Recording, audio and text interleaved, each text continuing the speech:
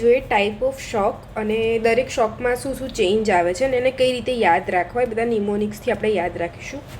તો હાઇપોવોલ્યુમિક શોક, તો હાઇપોવોલ્યુમમાં થશે એટલે મતલબ બ્લડ લોસ બહુ થયું છે, હેમરેજ બહુ થશે. આપણે આગળના વિડીયોમાં જોયું. તો શું થશે કે ભાઈ પલ્સેટ વધવા માંડશે, કાર્ડિયક આઉટપુટ, કારણ કે વોલ્યુમ જ ઓછું છે તો કાર્ડિયક આઉટપુટ ઘટવા માંડશે. વોલ્યુમ જ ઓછું છે એટલે સિસ્ટોલિક બીપી પણ ઘટશે અને બીપી ઘટશે તો વાસ્ક્યુલર રેઝિસ્ટન્સ વધશે. એક્સ્ટ્રીમિટીઝ આપણને કોલ્ડ જોવા મળશે કારણ કે વાસોડાયલેશન થાય. જીવીપી આપણને ડિક્રીઝ થશે. એસિડોસિસ બધામાં વધારે છે, આ તો બધામાં કરી દીધું.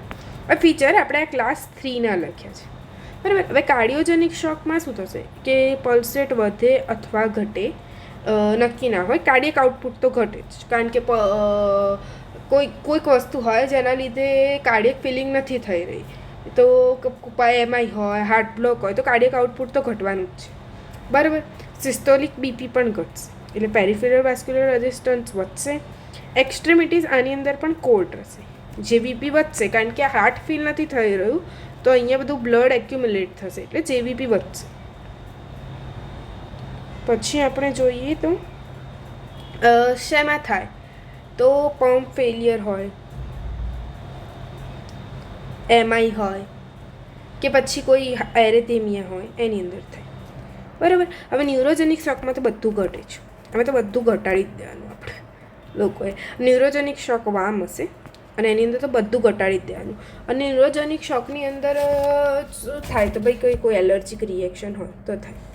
એનાફાઇલેક્સિસમાં શું થાય, ખાલી પલ્સેટ વધશે બાકી બધું ઘટશે, ઓકે. અને આની અંદર એનાફાઇલેક્સિસમાં શું ના, આ એલર્જી નહીં, આની અંદર સ્પાઇનલ કોર્ડનું ટ્રાન્ઝેક્શન થાય તો આની અંદર એલર્જી હોય તો. સેપ્ટિક શોકના અંદર શું હોય, સેપ્ટિક શોકના અંદર બધું વધે પણ બીપી વધશે તો પેરિફેરલ વાસ્ક્યુલર રેઝિસ્ટન્ટ ઘટે. આ વામ થઈ જાય. જેવીપી નોર્મલ હોય.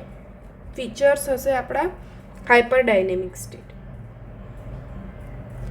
અને આ સેમ હશે આપણા કાર્ડિયોજેનિક શોક, સેમ.